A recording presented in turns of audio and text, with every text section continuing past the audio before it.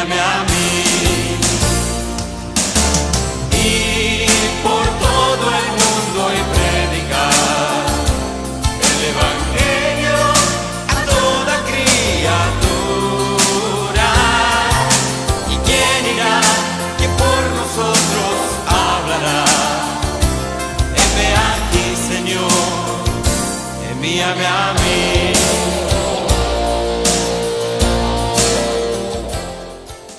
Bueno, hoy vamos a leer Gálatas capítulo 5, desde el versículo 16 hasta el 23, y lo vamos a leer de manera alternativa, ¿sí? ¿Está, no?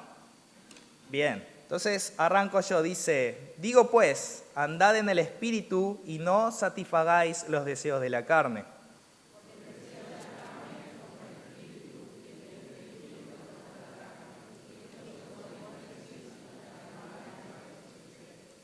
Pero si sois guiados por el Espíritu, no estáis bajo la ley.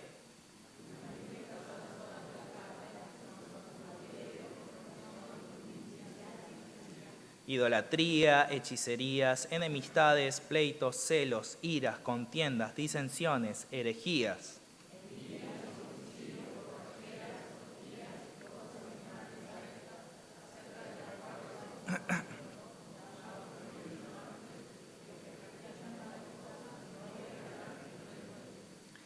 Mas el fruto del Espíritu es amor, gozo, paz, paciencia, benignidad, bondad, fe. Amén. Vamos a orar juntos.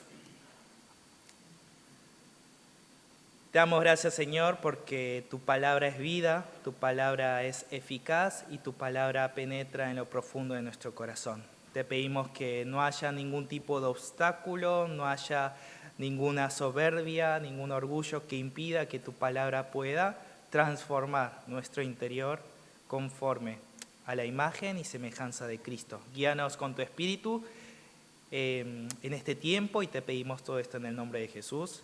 Amén. Sí, el título del mensaje de hoy es Andad en el Espíritu. Así que vamos a leer juntos el versículo clave, que es el 16. ¿Está ahí? Ya. Digo pues, andad en el Espíritu y no satisfagáis los deseos de la carne. La última vez meditamos juntos en Gálatas capítulo 4 y compartimos acerca de la gracia de Dios que nos adoptó como sus hijos a través del sacrificio de Cristo. El muro que nos separaba con Dios fue derribado y ya no somos esclavos del pecado, sino que ahora somos hijos redimidos, herederos de Dios, y podemos llamar a Dios Abba Padre. ¿Se acuerdan, no? Ahora somos llamados a vivir una nueva vida en Cristo. Y como hijos amados, dice Efesios 5:1, que debemos ser imitadores de Dios. La palabra de Dios nos conduce a esta nueva vida agradable y fructífera. Oro para que todos nosotros podamos llevar una vida digna de ser hijos de Dios y que de esta manera glorifiquemos a Dios que se ha hecho nuestro Padre. Amén. Primera parte, andad en el Espíritu. Dios tiene un propósito para sus hijos mucho más grande que simplemente librarlos del castigo eterno. Cuando aceptamos a Jesús como nuestro Señor, no solo cambia nuestro destino final, sino que su salvación se hace presente en nuestra vida. Efesios capítulo 1, versículos 5 y 6 dice: en amor, habiéndonos predestinado para ser adoptados hijos suyos por medio de Jesucristo, según el puro afecto de su voluntad, ¿para qué? Para alabanza de la gloria de su gracia, con la cual nos hizo aceptos en el amado. Dios nos salvó para alabanza de la gloria de su gracia. Esto quiere decir para ser glorificado por nuestra vida transformada. Y con este propósito, Dios nos envió a su Espíritu Santo.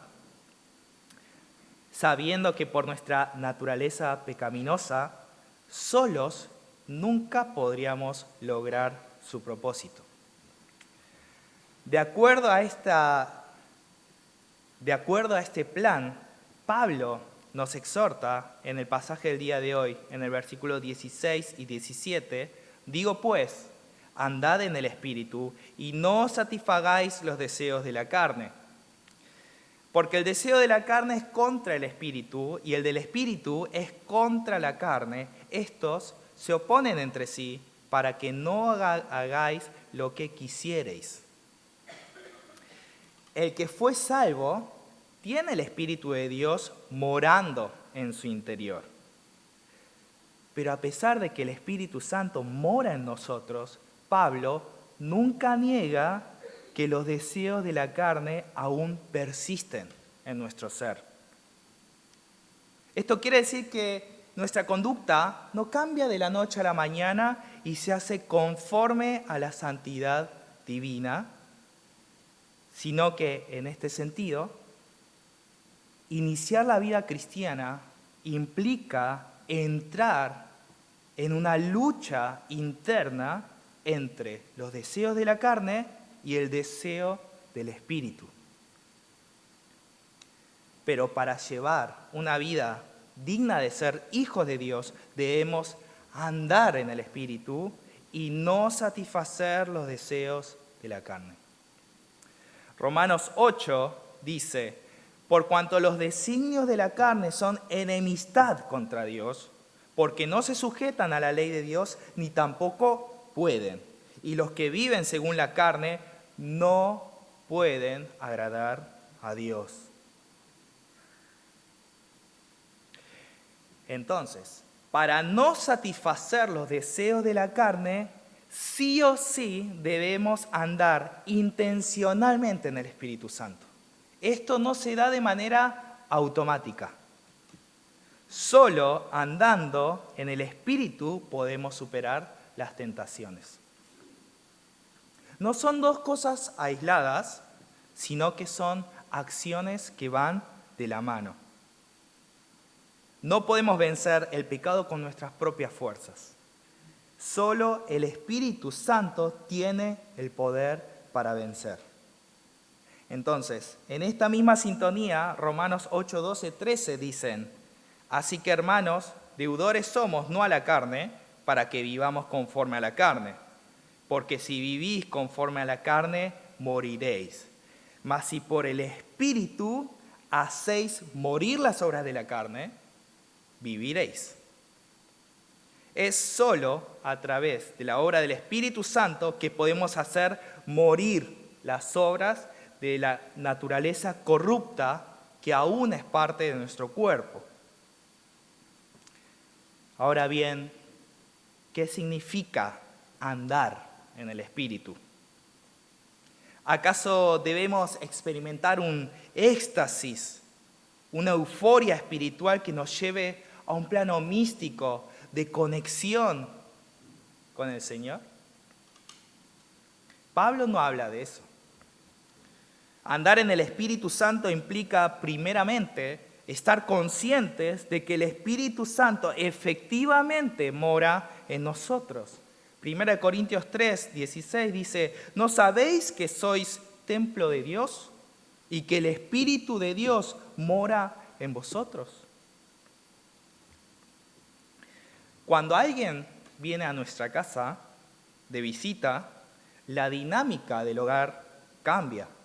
Seguramente nosotros como hospedadores lo recibimos con cariño, con atención, le damos algo de comer, algo de tomar y pasamos un tiempo de fraternidad, hablando y siendo escuchados. Así también cuando el Espíritu Santo llega a nuestra vida a habitar en nosotros, es para tener una comunión personal con cada uno. El Espíritu Santo no viene a ser un intruso o un huésped inoportuno. Él quiere entablar una relación. La pregunta es, ¿ustedes escuchan al Espíritu Santo cuando les habla? O mejor dicho, ¿Sienten que les habla? Si de verdad creemos que el Espíritu Santo está en nuestro corazón, pero nunca le hablamos ni lo escuchamos, entonces hay un problema. El Espíritu Santo no es un ser sordomudo, no es un ser apático, es un ser relacional. Él nos habla y Él nos habla y también nos escucha. Pero lamentablemente muchos de nosotros no comprendemos el privilegio de ser la habitación del Espíritu Santo en este mundo. Él respeta nuestro libre albedrío y nuestras decisiones. Nunca va a tomar la iniciativa de nuestra vida hasta que nosotros, por voluntad propia, se la entreguemos. Debemos estar conscientes de su presencia y hacerlo parte de nuestra rutina diaria, hablándole de manera constante y buscando escuchar su voz. Podemos levantarnos a la mañana y saludarlo diciendo: buen día, Espíritu Santo. Gracias por cuidarme mientras dormía y gracias por regalarme un nuevo día. Por eso me sorprendió ahora recién cuando el hermano Carlos oró y dijo buen día. Es algo que yo no estoy muy acostumbrado a ese tipo de saludo al Señor, ¿no? Pero es algo que deberíamos practicar. Y luego, a lo largo del día, podemos compartirle acerca de las cosas alegres o tristes, importantes o triviales que nos van sucediendo, como lo haríamos con un amigo íntimo. Entonces vamos a empezar a ser más sensibles para escuchar lo que el Espíritu tiene para decirnos y empezar a entablar una relación más profunda con Él. Algunos me podían preguntar, ¿pero realmente vos hablás con el Espíritu y Él te responde? Claro que sí. Pero el tema es que no nos habla de manera convencional, sino que nos habla a través de una voz interior que resuena en nuestra mente y en nuestro corazón. Escuchamos la voz del Espíritu hablar cuando leemos la palabra del Señor y cuando estamos en oración. Una vez que somos conscientes de que su morada está en nosotros y de que podemos percibir su voz, es cuando entonces efectivamente podemos andar en el Espíritu. Y la palabra andar puede traducirse también como seguir a alguien, como lo hace un discípulo. Andar en el Espíritu implica darle la iniciativa para que Él camine por delante y nosotros seguir sus pasos. Se trata de someternos a su señorío y permitir que Él dirija nuestra vida. Y este andar implica una acción continua, un estilo de vida. También implica un progreso, porque a medida que nos sometemos al gobierno del Espíritu y a medida que obedecemos su palabra, entonces empezamos a crecer y a madurar en la fe. El versículo 18 completa la idea diciendo: pero si sois guiados por el Espíritu, no estáis bajo la ley. Los que viven por la fe en Jesús y por el Espíritu ya no viven bajo la ley, que era nuestro ayo. ¿Se acuerdan de esa palabra? Nuestro tutor. Ahora que hemos conocido al Señor, la ley se va. ¿Y quién llega como nuestro nuevo maestro? El Espíritu Santo. Por eso dice, guiado por el Espíritu Santo. ¿Y en qué nos instruye el Espíritu Santo?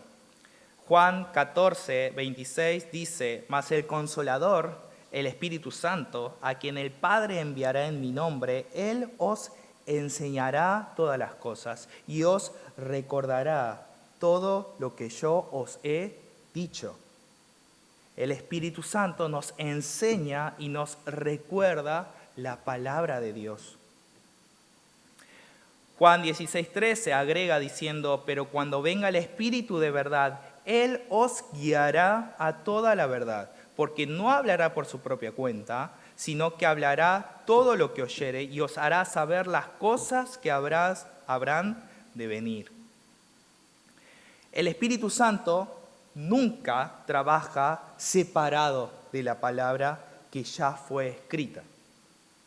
Él nos enseña, nos guía, nos redarguye, nos reprende, nos anima, nos consuela y nos disciplina en base a la palabra de Dios. Él no habla por su propia cuenta, sino que comunica lo que ya Cristo anunció. Por lo tanto, la obra del Espíritu Santo es sinónimo a la obra de Cristo.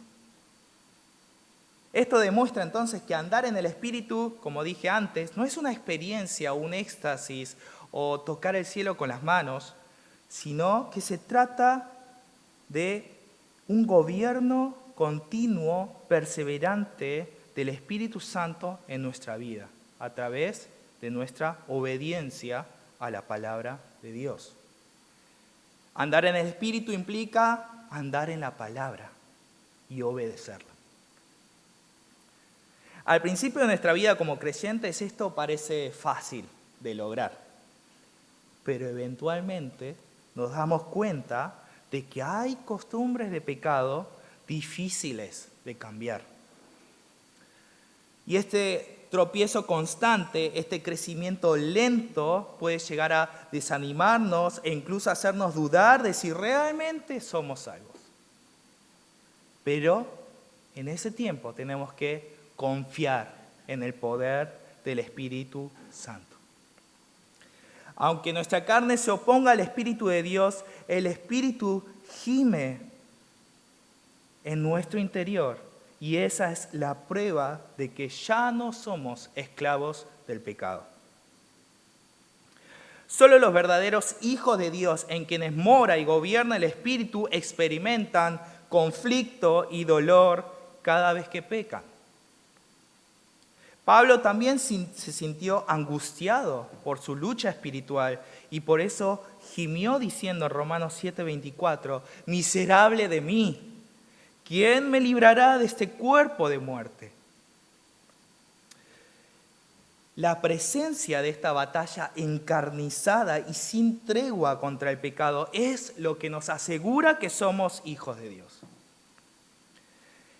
Y esta lucha espiritual sí o sí va a concluir con la victoria que fue garantizada por medio de aquel que nos amó.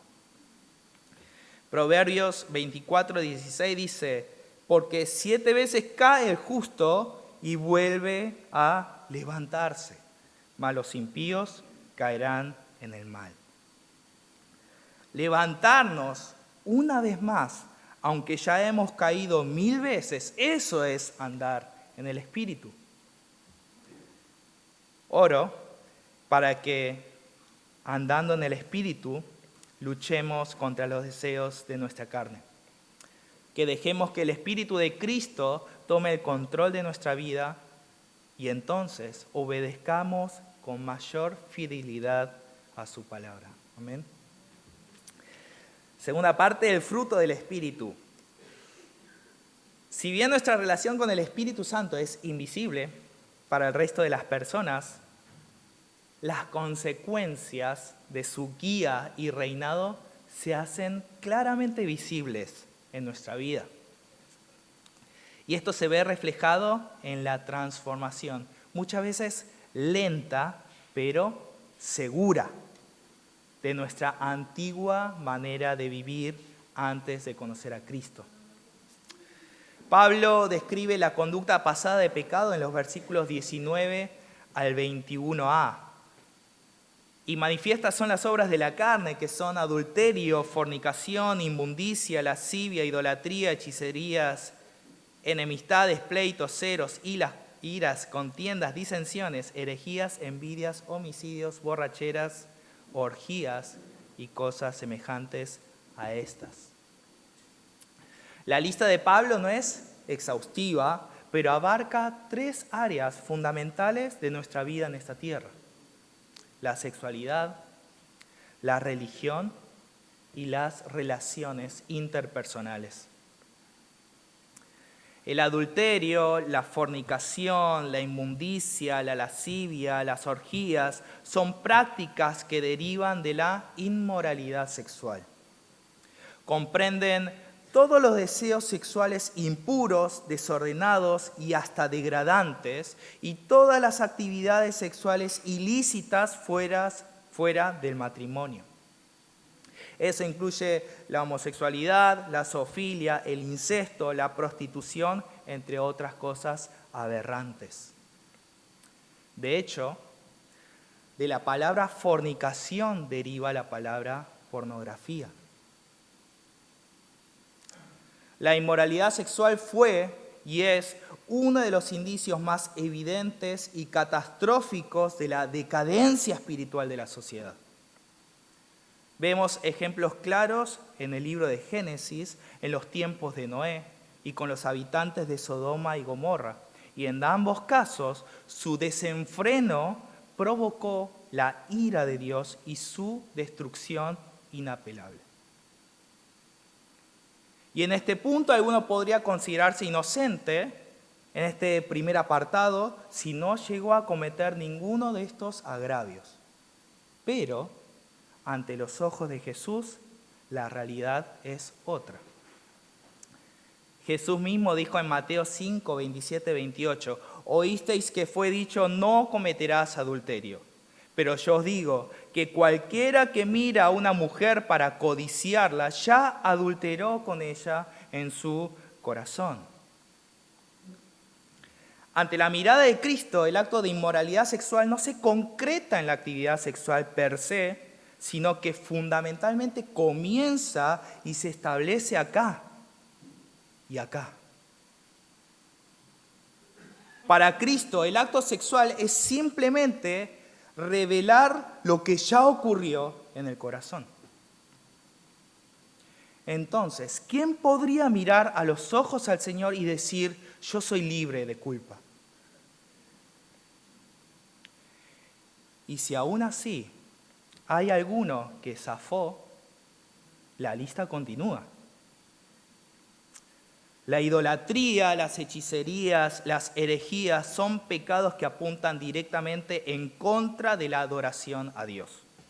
La hechicería estaba caracterizado por el uso de drogas que alteraban la percepción de la realidad y así facilitaban la comunicación con dioses falsos. Obviamente también abarca la práctica del ocultismo, la brujería y la magia. Las herejías son aquellas creencias o doctrinas que van en contra de la palabra de Dios y originan las sectas. Las borracheras, las orgías, muchas veces estaban vinculadas al culto a los ídolos, donde hombres impíos mantenían relaciones sexuales con las sacerdotisas que se prostituían en aquellos templos paganos. Pero hoy en día, entendemos que todo aquel que ama a alguien o a algo más que a Dios, indiscutiblemente se vuelve idólatra. Un claro ejemplo es el materialismo que gobierna este mundo. Y Jesús también nos advirtió en cuanto a esto en Mateo 6:24. Ninguno puede servir a dos señores, porque o aborrecerá al uno y amará al otro, o estimará al uno y menospreciará al otro. No podéis servir a Dios y a las riquezas. Enemistades, pleitos, celos, iras, contiendas, disensiones, envidias y los homicidios como punto más grave son ejemplos de pecados en nuestras relaciones interpersonales. Estos pecados estuvieron y pueden estar incluso en medio de la iglesia. A veces salen a la luz, pero otras muchas veces permanecen ocultos, bajo una máscara de hipocresía y de falsa religiosidad. ¿Quién de nosotros puede decir que nunca sintió celos, envidia o enojo? ¿Quién de nosotros nunca se fastidió con un hermano en Cristo? Y como nadie, ¿no?, está exento de haber cometido alguno de estos pecados, Pablo nos advierte en el versículo 21b, acerca de las cuales os amonesto, como ya os lo he dicho antes, que los que practican tales cosas no heredarán el reino de Dios. Los que practican tales cosas no pueden heredar el reino de Dios. Y la pregunta es, si yo cometí un pecado de esos, ¿mi salvación está en juego? Y la respuesta es no. La clave acá radica en la palabra practican. Y este verbo denota una acción continua en el tiempo. Aunque es innegable que los cristianos pueden cometer estos pecados, los que persisten en esta costumbre sin interrupción, sin arrepentimiento, estos son los que no pueden pertenecer al reino de Dios. Porque una cosa es luchar contra el pecado que habita en nuestro cuerpo y eventualmente caer y arrepentirnos, pero otra cosa muy diferente es consentir diariamente a nuestra naturaleza de pecado. Para aquel que se acostumbra a alimentar su naturaleza corrupta, no queda otra que el castigo eterno. Y a esto se refiere 1 Juan capítulo 3, 9 y 10, cuando dice, todo aquel que es nacido de Dios no practica el pecado, porque la simiente de Dios permanece en él y no puede pecar porque es nacido de Dios. En esto se manifiestan los hijos de Dios y los hijos del diablo. Todo aquel que no hace justicia y que no ama a su hermano no es de Dios. El que es de Dios practica la justicia. 1 Corintios 6, 9, 10 agrega, ¿no sabéis que los injustos no heredarán el reino de Dios? No erréis, ni los fornicarios, ni los idólatras, ni los adúlteros, ni los afeminados, ni los que se echan con varones, ni los ladrones, ni los avaros, ni los borrachos, ni los maldicientes, ni los estafadores heredarán el reino de Dios. Estas son las obras de la carne. Y todo aquel que vive según la carne no puede heredar el reino de Dios. Nuestro Dios es justo, es santo y Él no tolera ni convive con el pecado. El pecado no tiene lugar en su reino perfeccionado.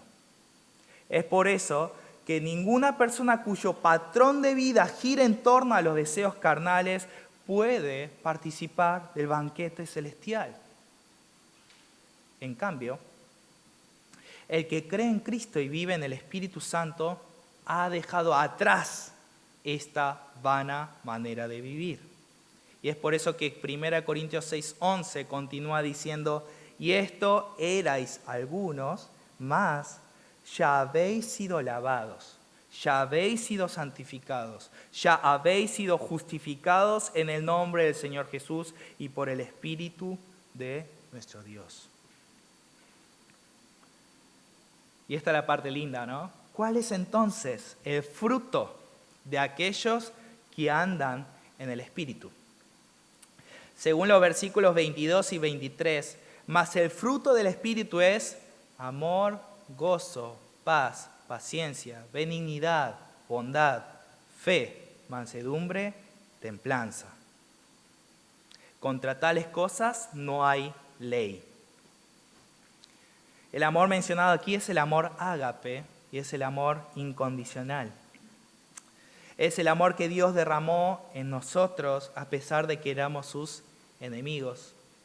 Este amor, según 1 Corintios 13, es sufrido, es benigno, sabe esperar y sabe perdonar. No hay nada más hermoso en este mundo que experimentar el amor de Dios. El gozo es el bienestar que experimenta una persona en base a su relación con Cristo y por fe en sus promesas.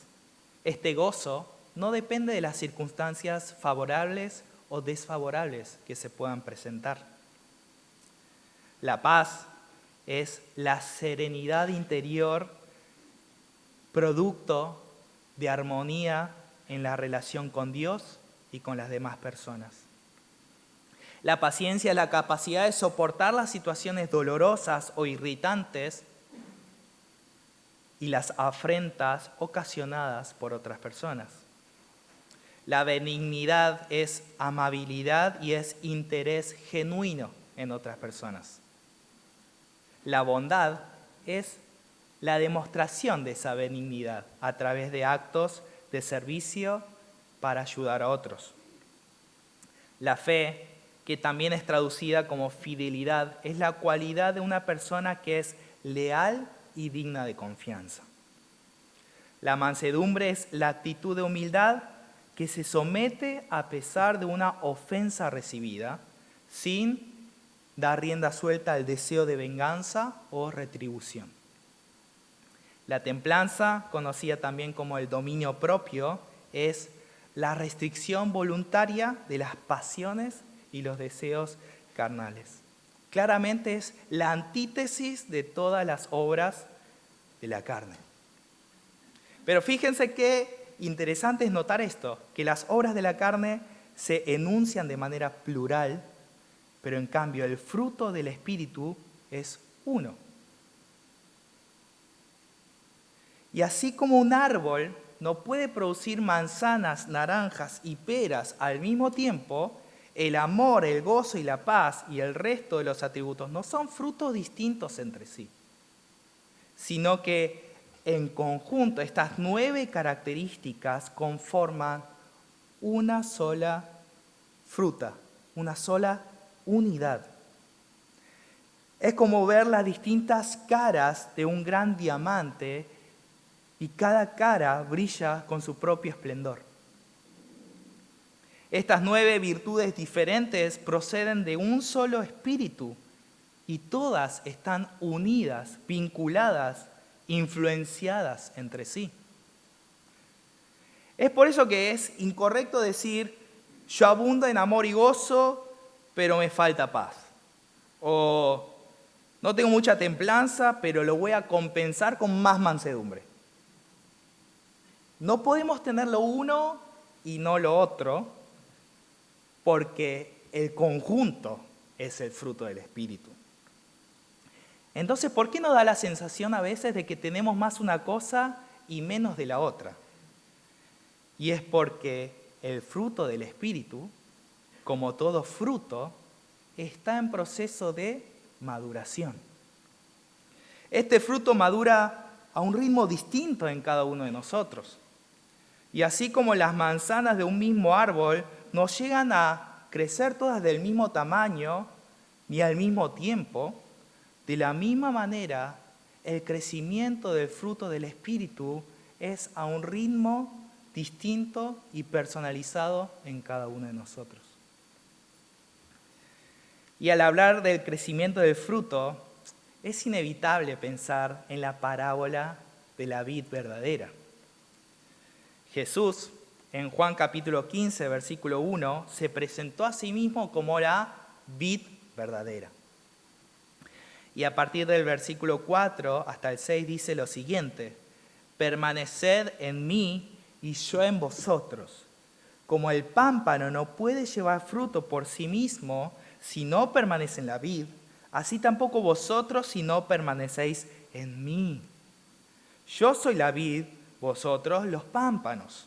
El que permanece en mí y yo en él, éste lleva fruto, porque separados de mí nada podéis hacer. Jesús define a sus seguidores como los pámpanos. Si estos pámpanos están conectados firmemente a la vid, entonces pueden llevar fruto, porque separados de la vid los pámpanos no producen absolutamente nada. Se secan y se cortan. El fruto de cualquier vid, ¿qué es? La uva. Y esta uva es producida en base a la savia que circula en el tronco principal.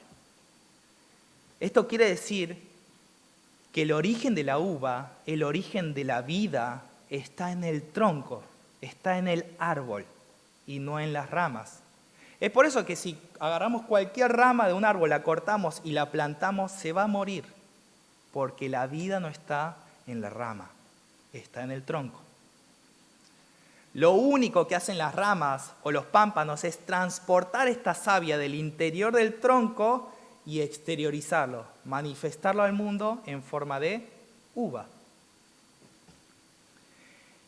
Si Jesús es la vid verdadera, ¿cuál es el fruto que manifestamos al mundo como pámpanos que somos? El fruto es su carácter. El fruto es su personalidad en nuestra vida real. Entonces, cuando yo hablo del amor, estoy hablando del amor de Cristo. Cuando yo hablo del gozo, hablo del gozo de Cristo. Cuando hablo de la paz, de la bondad, de la benignidad, estoy hablando de estos atributos de Cristo que se manifiestan a través de mi obediencia. El fruto del Espíritu es Jesús mismo. Ese es el fruto que da un cristiano conectado a Jesús. Por lo tanto, la clave para llevar mucho fruto no es el esfuerzo o la lucha de las ramas, sino una sola cosa: estar conectado, permanecer unido a la vid para ir absorbiendo la savia que da vida.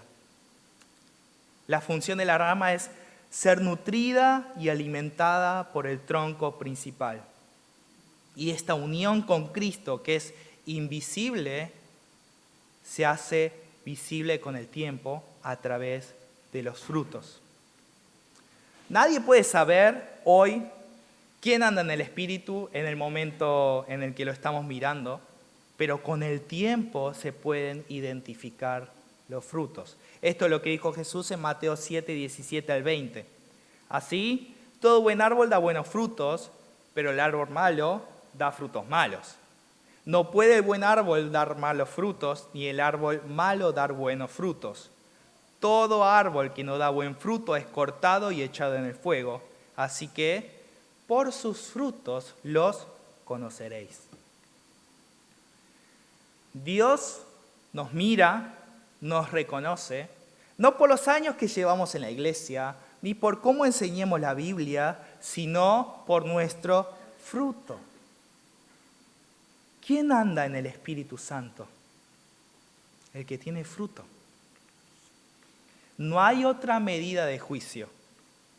La evidencia de que andamos en el Espíritu es vivir en amor, gozo, paz, paciencia, etcétera, etcétera, dominio propio. Esto es lo único que glorifica a Dios. Juan 15:8 dice: en esto es glorificado mi Padre, en que llevéis mucho fruto y seáis así mis discípulos. Para glorificar a Dios tenemos que llevar fruto. Esa es la prueba de que somos discípulos de Jesús. Para esto debemos permanecer en Cristo, o dicho de otro modo, debemos andar en el Espíritu. El Espíritu Santo nos habla, nos guía, nos recuerda la palabra, nos impulsa, nos apasiona, nos convence, nos anima, nos consuela y nos reprende cuando hacemos algo indebido. Permanecer en Cristo es básicamente mantenernos en comunión con Él y en dependencia de Él en cada momento, cada día de nuestra vida. Es formar una intimidad sólida, indisoluble. Debemos ser conscientes de su presencia en nuestra vida y tenemos que intencionalmente, esforzándonos en mantener una comunión íntima con Él a través de la palabra, la oración y la obediencia. Oro para que podamos andar en el Espíritu y permanecer en Cristo. Oro para que llevemos fruto abundante del Espíritu y seamos cada vez más semejantes a Cristo.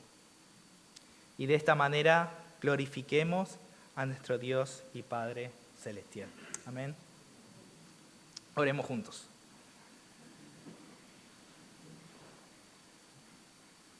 Te damos gracias, Señor, por darle sentido real a nuestra vida. Con qué facilidad olvidamos la verdad de que tu Espíritu Santo mora en nuestro interior y tu Espíritu Santo quiere tener una comunión, una comunicación frecuente con nosotros. ¿Cuántas veces te hemos dejado de lado entendiendo que quizás por nuestros méritos o por nuestras fuerzas podemos lograr grandes cosas, pero nos damos cuenta que somos como ramas cortadas que poco a poco van perdiendo su color, su energía y su vida? Ayúdanos, Señor, a reconectarnos con la fuente de vida, ayúdanos a andar en el Espíritu, ayúdanos a someternos a tu reinado, para que podamos entender que la vida más feliz en esta tierra, la vida que puede experimentar el amor, el gozo verdadero, es la vida conectada con Cristo. Ayúdanos, Señor, a no ser insensibles a lo que tu palabra nos exhorta a hacer. Ayúdanos a durante esta semana poder luchar para ser fieles en lo poco, para poder darte el lugar de honor que tu vida, tu presencia merece recibir de cada uno de nosotros. Gracias, Señor, por este tiempo. Bendícenos en lo que queda de este día. Te lo pedimos en el nombre de Jesús. Amén. Envíame a mí.